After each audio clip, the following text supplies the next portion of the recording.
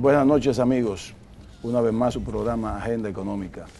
Hoy estamos Luis Manuel Piantini, José Manuel Luna Valiente y un servidor Ezequiel Molina Lizardo para seguir con el tema del FMI en el que nos quedamos Luis Manuel Piantini y un servidor ayer.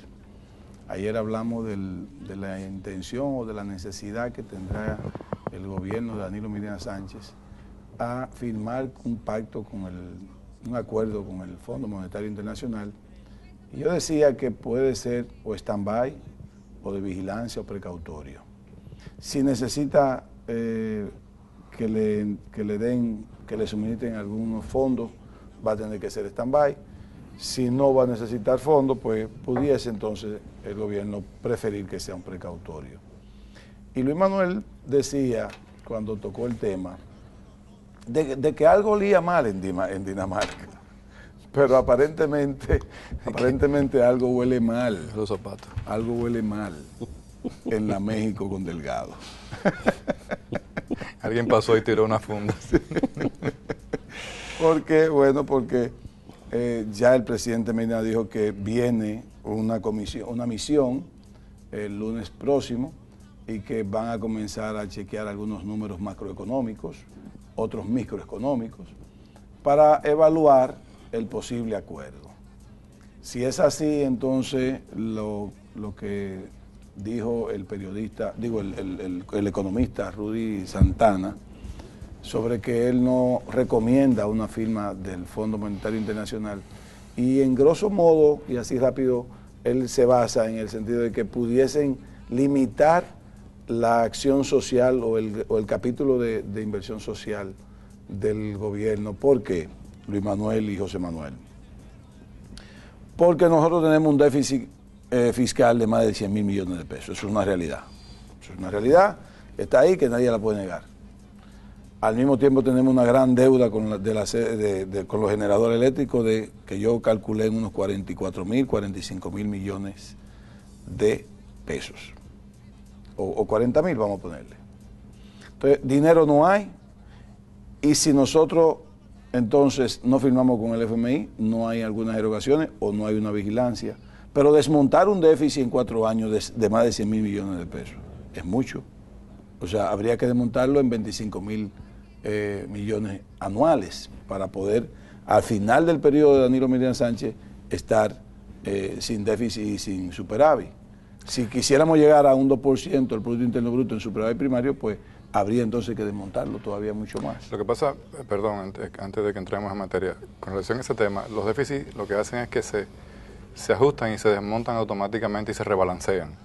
Está bien. La gente puede pensar, bueno, el gobierno tiene un déficit de 100 mil millones, hay que buscar 100 mil millones. No. Las metas cualitativas de los acuerdos con el fondo te ponen unos topes. Entonces tú empiezas pero se buscan de dos maneras. O tú cortas gastos de cualquier modalidad o tú aumentas impuestos. Porque de una u otra manera tienes que buscarlo ese dinero, porque hay un déficit real.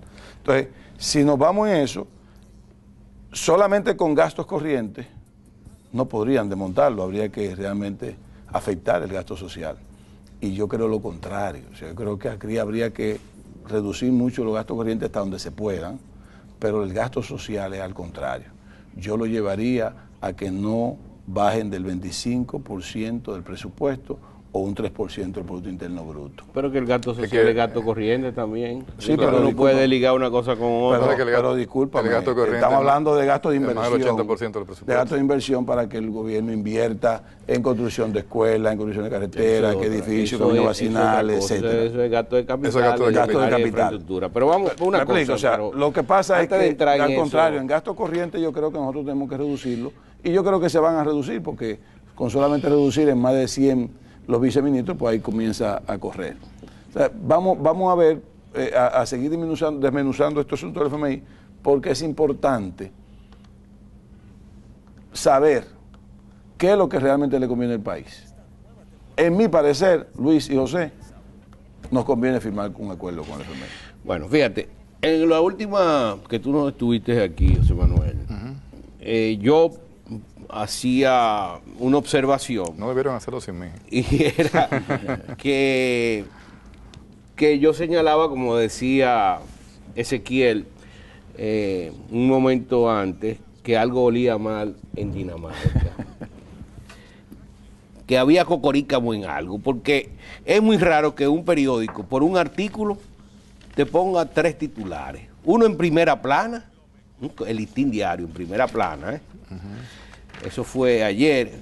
Después otro en la primera plana de la parte económica, el mismo tema, y después el artículo atrás, ya como una página entera. Eso no es un artículo, eso es lo que se llama una línea mediática, que eso es lo que a ti te huele mal. Bueno, esto es un artículo, lo que pasa es que lo han hecho como si fuera una noticia, ¿no, verdad? Una línea mediática. Y era porque había un interés marcado sobre eso. Entonces, el presidente ayer habló señalando de que el Fondo Monetario venía el lunes. Era una forma de contrarrestar el posible efecto de incertidumbre que podría crear este artículo que salió en el día de ayer, que es valioso porque tiene informaciones que te pueden ayudar. Decíamos ayer que el artículo señalaba que la cuota de acceso al país ya estaba en 372%, o sea, habíamos superado el 200%, que parece que según el artículo es el límite que tiene un país para poder accesar a crédito, ¿no?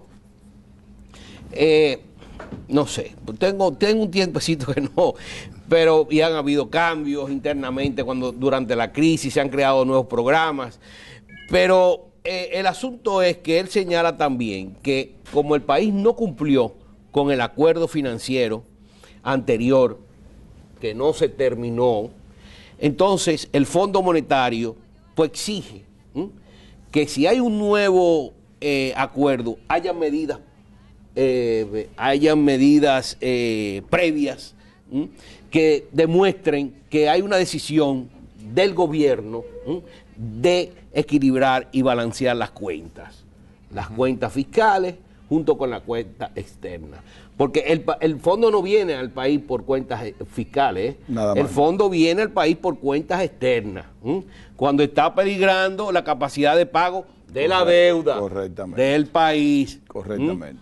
De su deuda, de su dinero, que tiene mucho dinero aquí. O de intereses de otros países también. Sí, pero más de ellos. La cual está al día, ahora que la aclaración. No, está al día. Y el país está pero ellos creen que hay riesgo de con no reserva de más de 3.000 millones de dólares. O sea, eso sí. no es un problema. O sea, hay un problema de que hay un déficit en cuenta corriente, pero no hay un déficit en balanza de pago porque este está siendo financiado por las inversiones extranjeras, básicamente, ¿no? Y por préstamos también. Ahora, esos préstamos muchas veces lo que hacen es que te compensan el pago que tú haces afuera, el servicio de la deuda. Correcto. Ahora, ¿qué pasa?